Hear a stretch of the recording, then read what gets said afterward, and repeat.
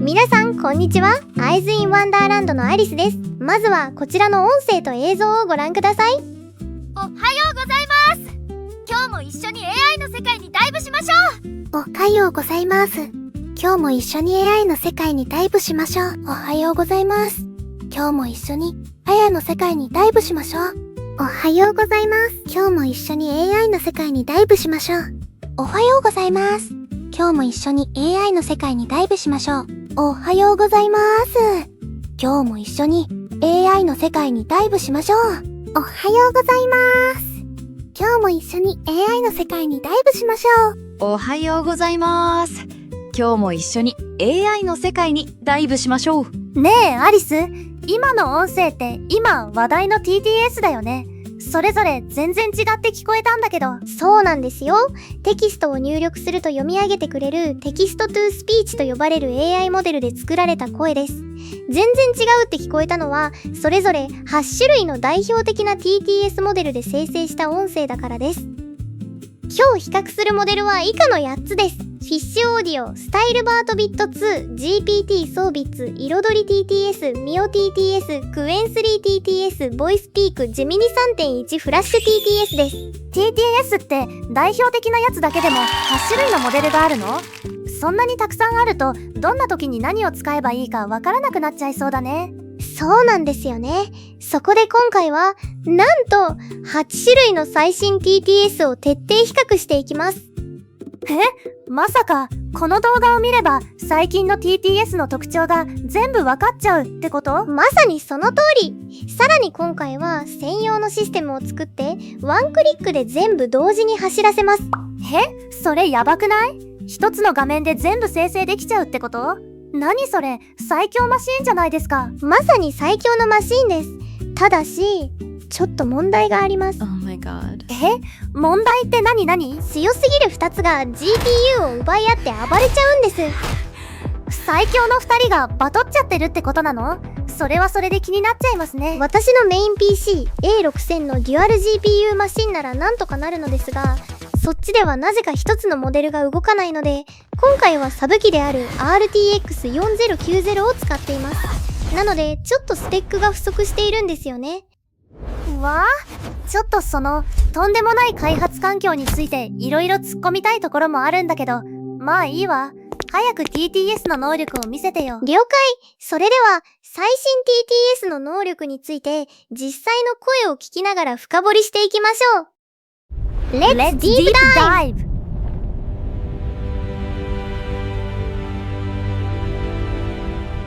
ベテランから新人まで、そして無料のオープンソースから有料 API まで圧巻のラインナップだね。はい。そして今回の判定基準はズバリ速度、リアルさ、感情表現、正確さの4項目です。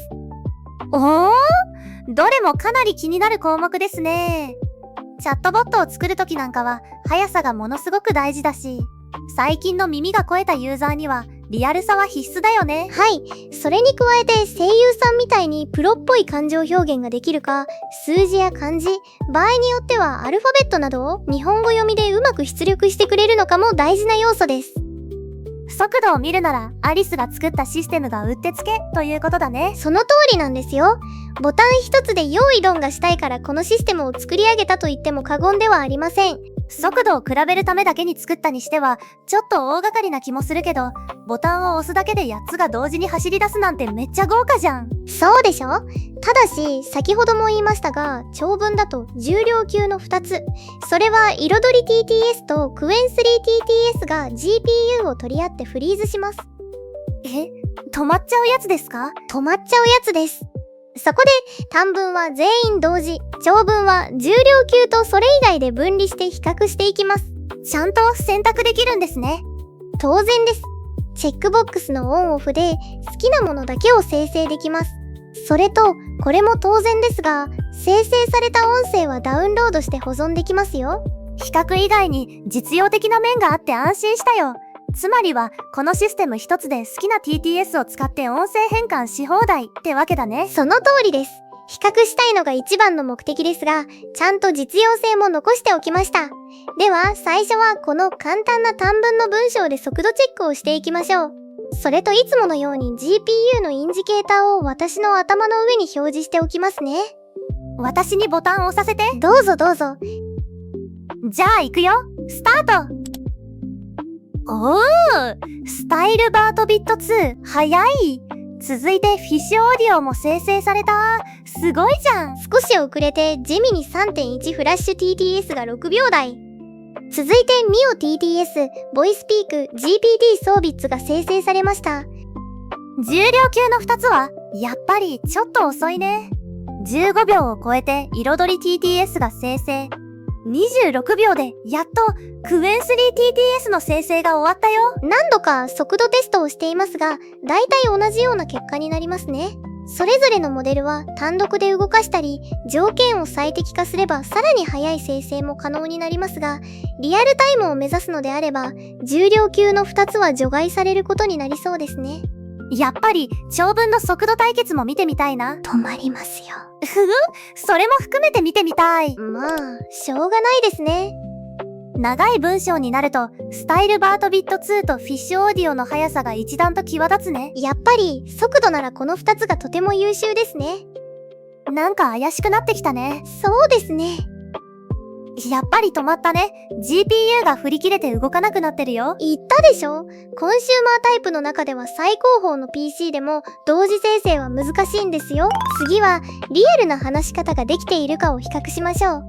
リアルさを比較するなら、会話の中に迷い、感情の揺れが入っている文章がいいと思いますので、この例文で比較していきます。セリフの中で迷いを表現するような内容で難しい例文だね。はい、結果を見てみましょう。ごめん、ちょっと待って、今確認するね。やっぱり違うかもしれない。ごめん。ちょっと待って。今確認するね。やっぱり違うかもしれん。ごめん。ちょっと待って。今確認するね。やっぱり違うかもしれない。ごめん。ちょっと待って。今確認するね。やっぱり違うかもしれない。ごめん。ちょっと待って。今確認するね。やっぱり違うかもしれない。ごめん。ちょっと待って。今確認するね。やっぱり違うかもしれない。ごめん。ちょっと待って。今確認するね。やっぱり違うかもしれない。ごめん。ちょっと待って。今確認するね。やっぱり違うかもしれない。アニメの声優さんっぽい声での自然な日本語は、やっぱりMIO TTSと彩り TTS が強いんだけど、リアルな人間っぽいという点だと、ジェミニ TTS の強さが光っているような気がしたね。確かに、リアルな会話を目指していることがよくわかる結果でしたね。フィッシュオーディオも実際に人が話している声で生成すると、ものすごくリアルになるので、一応その音声も流しておきます。ごめん、ちょっと待って。今確認するね。やっぱり違うかもしれない。何これ？私のフォトリアルも気になるけど、声が自然すぎて怖い。もう、人が話してるのと区別がつかないじゃん。さすが、有料 TTS ですね。もし興味がある方は、概要欄のリンクから入って、クーポンコードを入力してもらうと 20% オフの特典がついています。次の対決は感情表現だね。これはマジで大事なやつ。ただ事実を伝えるだけの TTS か、感情豊かに人間らしい会話をすることができるかで使い方が全然変わってくるからね。そうですね。これがうまくいかないと、昔のカーナビみたいにただ音をつなぎ合わせて、意味さえわかればいいやというものと同じになってしまいますからね。昔のカーナビもあれはあれで面白かったけどね。現代の TTS の実力を見せつけちゃってください。ではやっていきましょう。最初の例文は、やった、ついに成功したよ、本当に嬉しいです。やったついに成功したよ本当に嬉しい。やった。ついに成功したよ。本当に嬉しい。やった。ついに成功したよ。本当に嬉しい。やった。ついに成功したよ。本当に嬉しい。やった。ついに成功したよ。本当に嬉しい。やった。ついに成功したよ。本当に嬉しい。やった。ついに成功したよ。本当に嬉しい。やったー、ついに成功したよ。本当に嬉しい。この中ではミオ TTS、彩り TTS あたりが感情が乗っていた感じがするね。ジェミニも結構頑張ってたと思う。スタイルバートビット2は早いけど、品質はちょっと最近のやつと比べると辛いかも。そうですね。ただ、ジェミニ TTS 以外のモデルは、つくよみちゃんのコーパス音声で学習させていて、つくよみちゃんのコーパスは平坦なナレーション音声だから、感情が普段より出にくいという面も考慮してくださいね。なるほど。学習する音声によって表現力は変わってくるんだね。そうです。彩り TTS もベースモデルのデザインボイスモードを使うと演技派声優のような音声が生成されますからね。それはすごい。ミオ TTS の表現もとても良いですよね。日本語の滑らかさでは1位、2位を争うと思います。ただ、一つだけ欠点を見つけました。この音声を聞いてください。やったー。これ、ずっと欲しかったんです。すっごく嬉しいです。あれ、ミオちゃんどうしちゃったの？ヤンデレモード？そうなんですよ。特に冒頭に感情を表す単語が入ると急にヤンデレモードになっちゃうんですよね。だから安定性という面でリアルタイムチャットボットには使いにくいんですよね。確かに急にヤンデレになったらびっくりするかも。ガチャを回して用意した音声を使う方が良さそうだね。いろいろな使い方を試してみましたが、日本語での感情表現に関しては、彩り TTS、ミオ TTS、フィッシュオーディオが強いと思いました。さて、最後の評価は正確性です。漢字の読み間違いやイントネーションのズレ、数字の読み間違いなどがあると使いにくいですからね。ああ、ボイスピークの鬼のような辞書登録作業と修正作業を思い出す。最も古いボイスピークは今でも正確性にかなり問題があり、そもそも手動で修正する前提という部分もありますからね。正確性の比較はどんな例文で対決するの？こんな感じです。LLM というアルファベットの連続ディフュージョンモデルという英語と日本語の混ざった単語なんだろうというイントネーションの切り替えマイナス 10.5 度という記号数字小数点の読み上げ洞爺湖という難しい固有名詞シラムという読み間違いやすい言葉が組み込まれています。かなり難しそうだね。最新 TTS がどこまで頑張れるのかすっごく楽しみ。夜更けに配信した LLM とディフュージョンモデルを活用した動画にはこれは何だろうというコメントが増加しました。画面上の洞爺湖の気温はマイナス 10.5 度と表示されていましたが、空はすでに少し白み始めていました。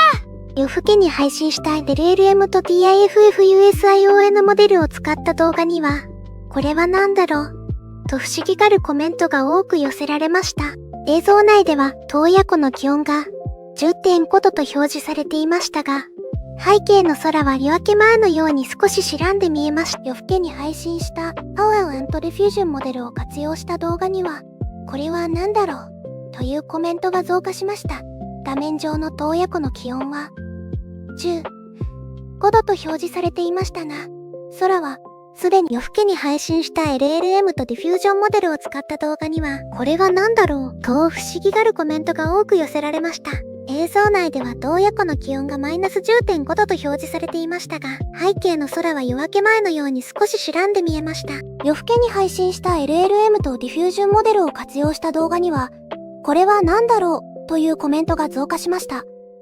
画面上の同時以降の気温は、天と優柔湖の気温は10度表示されていましたが、空はすでに少し白み始めていました。夜更けに配信した LLM とディフュージョンモデルを活用した動画には、これは何だろうというコメントが増加しました。画面上の同湖の気温はマイナス 10.5 度と表示されていましたが、空はすでに少し白み始めていました。夜更けに配信した LLM とディフュージョンモデルを活用した動画には、これは何だろうというコメントが増加しました。画面上の同以降の気温は焦点5度と表示されていましたが、空はすでに少し白み始めていました。夜更けに配信した LLM とディフュージョンモデルを使った動画には、これは何だろうと不思議がるコメントが多く寄せられました。映像内では洞爺湖の気温がマイナス 10.5 度と表示されていましたが、背景の空は夜明け前のように少し白んで見えました。ああ、やっぱりローカルモデルは少し失敗が目立ったね。アリスの狙い通りの場所で引っかかってたね。ボイスピークは何の読み方と数字の読み方がいつも間違えることもうまく示されました。あれね、わざとじゃないかと思えるぐらい逆の読み方してくるんだよね。一方でフィッシュオーディオとジェミニの正確性は目を見張るものがありましたね。本当に天下の Google の最新モデルのジェミニ 3.1TTS がすごいのはわかるけど、安くて声の学習ができるフィッシュオーディオが最強かも。そうですね。有料税の強さが目立ちましたが、無料のローカル税も使い方によっては有料の TTS を上回る結果を出すことができます。無料なので無限にガチャれるのも良いところですね。読み間違えそうなところをひらがなにしたり、モデルによってはプロンプトで声のデザインができるモデルもあります。私はやっぱり彩り TTS のローラ学習も気になります。ふざけないでよ。私のローラが気になるなら、さっさと学習しなさいよ。すでに成功しているので、また今度紹介しますね。今日のまとめです。チャットボットなどの速度やリアルタイム性重視なら、スタイルバートビット2フィッシュオーディオ。感情表現や演技力重視なら、ミオ TTS、彩り TTS、フィッシュオーディオ。正確性や品質の安定性を重視するなら、ジェミニ 3.1 フラッシュ TTS フィッシュオーディオなどが良いと思います。GPT ソービッツもバランスの良いモデルでしたね。アリス、今日の動画は本当に役に立ったよ。どの TTS を使うのかの大きなヒントになったね。皆さんもご自身のニーズに合った TTS を見つけてみてくださいね。それぞれの TTS の凄技なんかも今後の動画で配信していきたいと思います。深掘りしたいモデルがあったらコメントしてね。ではこの辺りで終わりにしましょう。また次の動画にも遊びに来てね。チャンネル登録といいねボタンもお願いします。さようなら。バイバイ。